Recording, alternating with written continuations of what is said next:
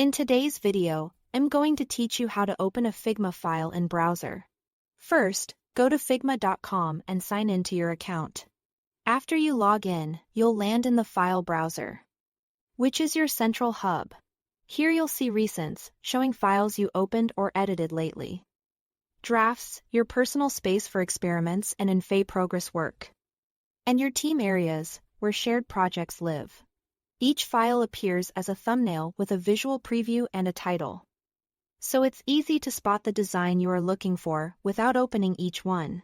Take a quick moment to orient yourself and confirm where your file should be. To open a file that's already in Figma, simply double-click its thumbnail. Figma loads it in a new browser tab, keeping your file browser open in the original tab so you can quickly switch back and forth.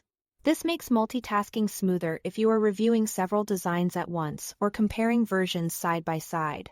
If your design is saved locally as a .fig file, you'll need to import it before it can open in the browser. There are two easy ways to do this.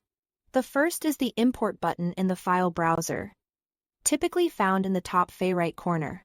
Click Import, choose from your computer. Then select your .fig file.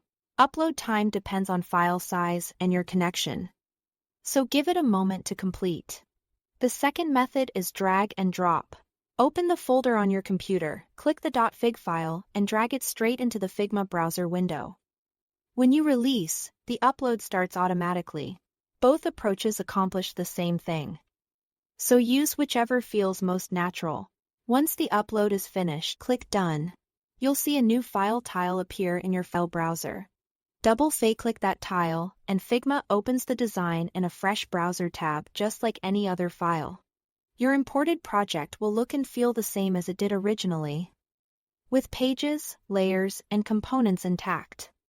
So you can dive right into viewing or editing without any extra setup. And that's all to it.